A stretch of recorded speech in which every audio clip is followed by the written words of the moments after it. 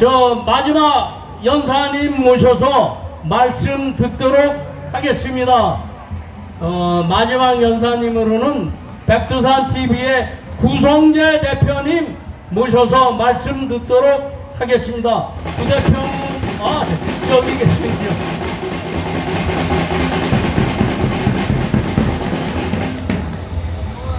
네, 구성재입니다. 네, 날씨가 덥습니다. 벌써 8월이 끝났습니다. 오늘이 8월 30일, 이제는 9월이 오고 있습니다. 9월이 와도 계절이 변해도 변하지 않는 것은 아직도 우리가 산적한 국가적 과제를 풀지 못하고 있다는 겁니다. 오히려 국가적 위기가 심화되는 것 같은 그런 양상입니다. 큰일이 났습니다. 최근에 두 가지 말씀을 드리겠습니다. 간호사 관련 법이 국회에서 여야 합의로 통과됐습니다. 이 간호사가 소위 말해서 의사들의 보조자로서, 진료의 보조자로서 역할을 해왔는데, 이제는 의사가 그동안 해왔던 진료 행위 중에 일부가 아직 법적으로 정해지진 않았습니다만은 일부가 간호사들께서도 할 수 있게 됩니다. 이런데 문제가 있는 것은 아닙니다. 그러나 지금 이렇게 되어 있습니다. 간호사는 간호사의 그 역할 때문에 진료의 본질적인 역할은 할 수가 없습니다. 보조적이고 보차적이고 도와주는 그런 역할만 가능한 것입니다. 그런데 마치 간호사가 의료행위의 주된 행위자인 것처럼 그렇게 지금 문제가 되고 있는 겁니다. 이런 문제가 생기면 어떻게 되느냐? 의사와 간호사들 간에 갈등이 일어나고 있습니다. 그 이전에는 무슨 문제가 있었습니까? 의사 내의 정원 문제로 인해서 한국의 보건의료체계가 커다란 위기에 지금 봉착하고 있고, 그 현상이 드러나고 있는데, 이번에는 간호사가 의료 현장에서의 간호사와 의사 간의 충돌이 생긴 겁니다. 이런 생각은, 이런 문제는 결국은 이렇게 생각합니다. 어떤 문제를 일부러 일으키고 있다. 누군가 틀림없이 그 뒤에서 의료 현장을 완전히 파괴시키기 위해서 의대 정원 문제를 꺼냈고, 그 다음에는 의료 현장의 주요 플레이어들인, 주요 역할을 하고 있는 사람들인 의사와 간호사 간의 갈등을 조정하기 위해서 간호사법까지 이렇게 제정되게 된 상태입니다.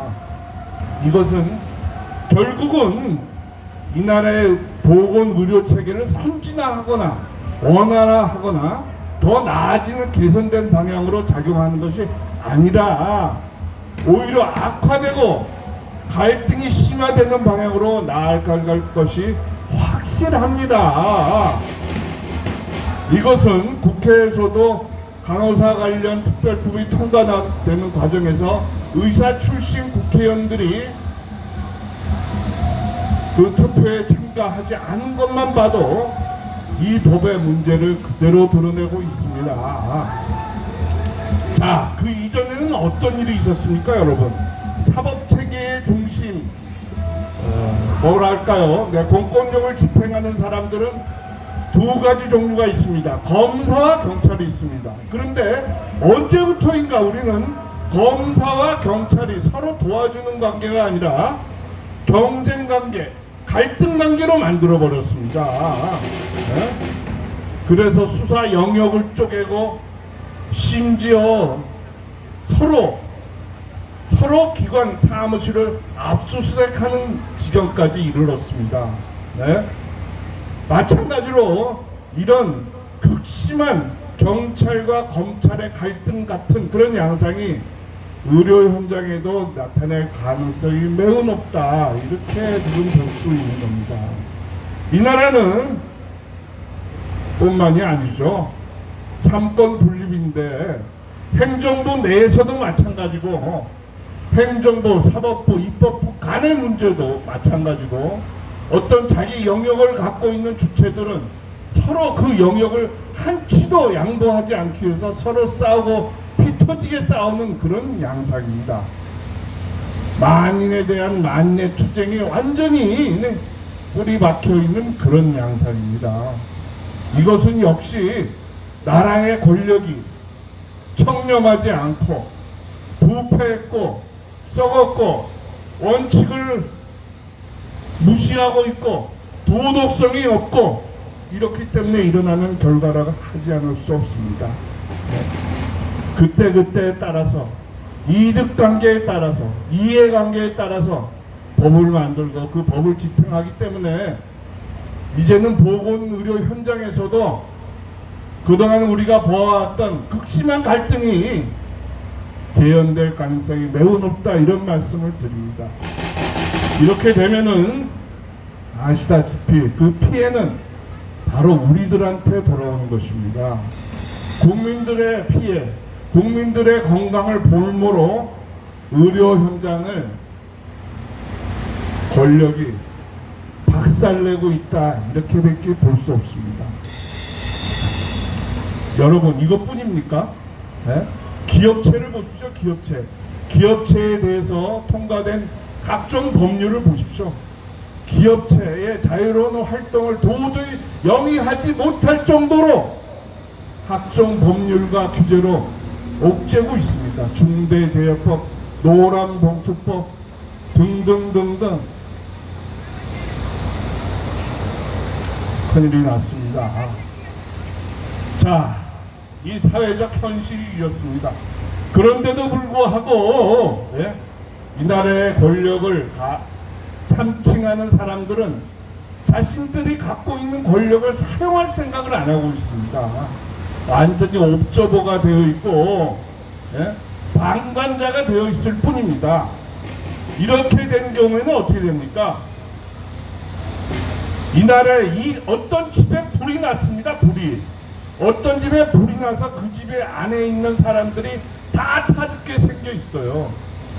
근데 그 집에 관리를 맡은 사람이 떡하니 밖에서 강 건너 불구경하고 있는 그런 양상입니다. 권력자뿐만 아니에요. 윤석열뿐만 아니라 방송, 언론, 정당, 거기다 부채질하고 있습니다. 부채질. 큰일이 났습니다. 큰일 난 지 오래됐습니다. 7년, 10년 가까이 됐습니다.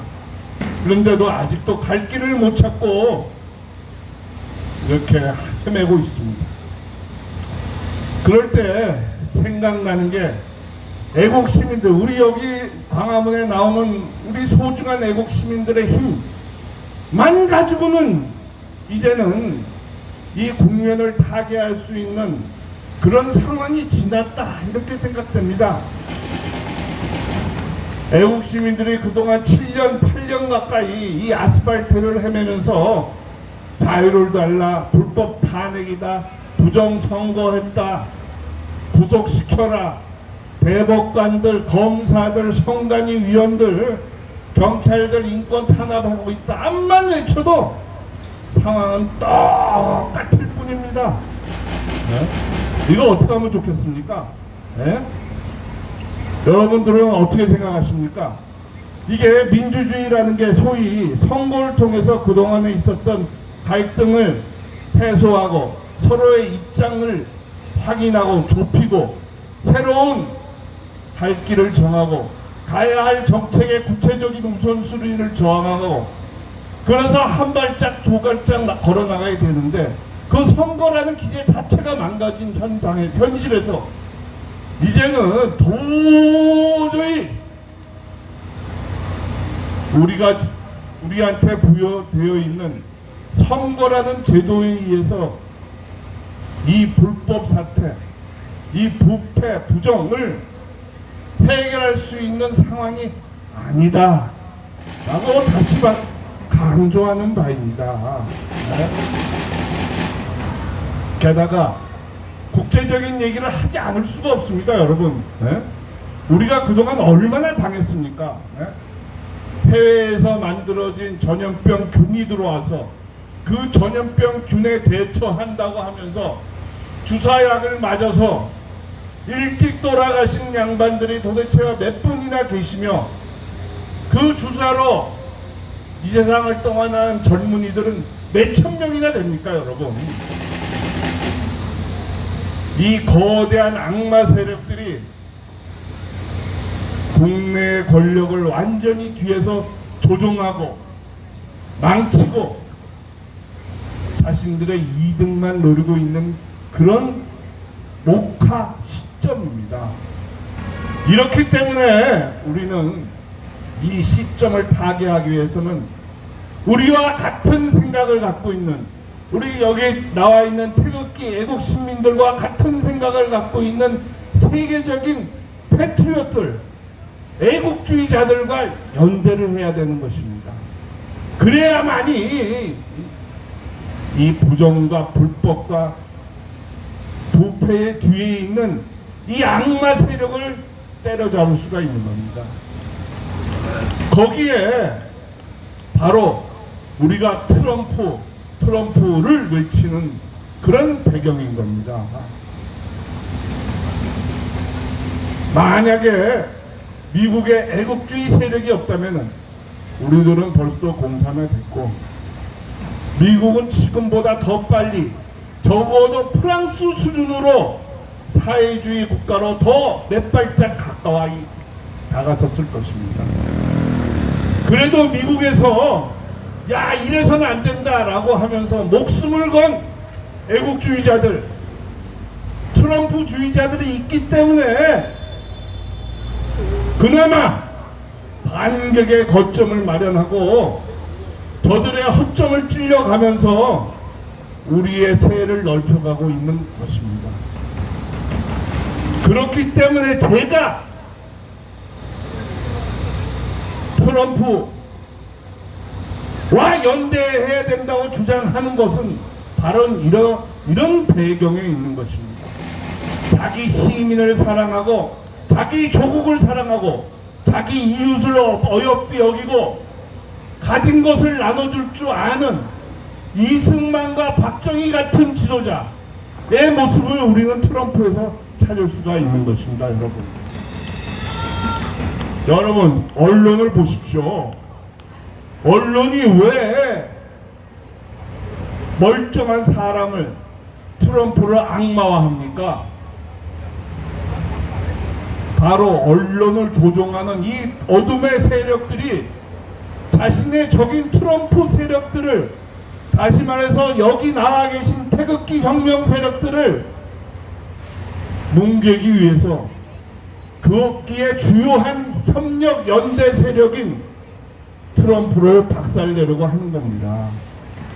이런 엄혹한 잔인한 현실을 깨닫고 앞으로의 갈 길이 어떤 방향이냐 정해야 되겠습니다.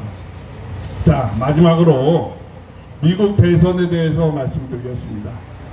미국 요즘 대선 11월 5일인데요. 불과 2개월 조금 더 남았는데를 앞두고 벌어지는 양상을 보면 가당치가 않습니다. 가당치가 않습니다. 아직도 경합주에서는 부정선거의 소지들이 판을 치고 있습니다. 펜실베니아에서는 부정투표기, 부정전자개표기가 250대나 발견이 됐고, 미시간주에서는 공화당에 대한 참관인을 허용하지 극히 제한하고 있고, 심지어 특별검사라는 뉴욕시의 특별검사라는 사람은 대선을 앞두고 공화당 대선 후보로 뽑힌 트럼프에 대한 사법적 탄압을 아직도 계속하고 있습니다. 뿐만이 아닙니다, 여러분. 민주당 후보로 뽑힌 사람, 카말라 해리스라는 사람, 최근에 밝혀진 사실에 따르면 그 사람은 1980년도에 소련에까지 건너가서 당시에 소련 공산당에 가입까지 했다고는 사실이 보도되고 있습니다. 그래서 그 당원증이 SNS를 달구고 있습니다. 당원증만 받은 게 아니라 몇 년에 걸쳐서 공산당 당비까지 받았습니다. 공산주의자였던 겁니다.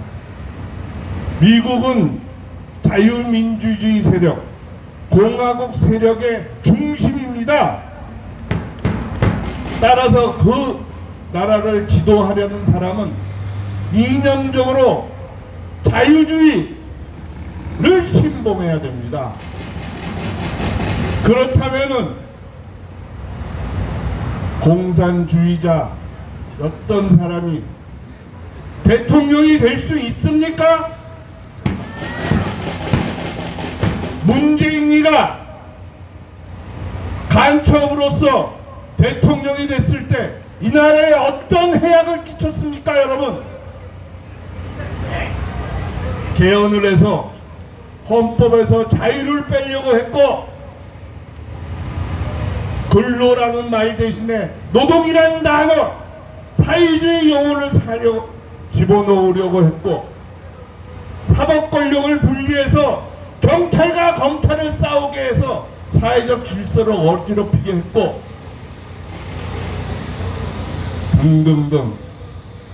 우리의 세금을 빼돌려서 김정일한테 갖다 바치고 산업의 기반인 원자력 발전소를 정지시키고 체제 변환을 공산주의화를 했습니다. 카말라 해리스 공산주의자, 이런 일을 미국에서 당선되면 반드시 할 겁니다, 여러분. 여기 계신 분들이 깨어나셔서 바이든을 얘기하는 사람, 카말라 해리스를 얘기하는 사람은 좀 따끔하게 가르쳐 주시기를 바라겠습니다. 개인적으로 연내에는 뭔가 우리 애국 세력에 이 나라를 되살리는 반격의 기회를 잡아야 되겠다, 이런 생각을 갖고 있습니다. 우리가 이렇게 매일 끌려다니면서 뭔가 외쳐도 뭔가 이루어지지 않고 있습니다. 앞으로 좀 더 강력한 국내 국제적 협력과 연대를 통해서 이 나라 남은 자유를 되찾고 대한민국을 똑바로 세우고 불타는 이 대한민국을 방화범을 잡고 곧바로 세워야 되겠습니다. 아주 중대한 시점입니다. 감사합니다.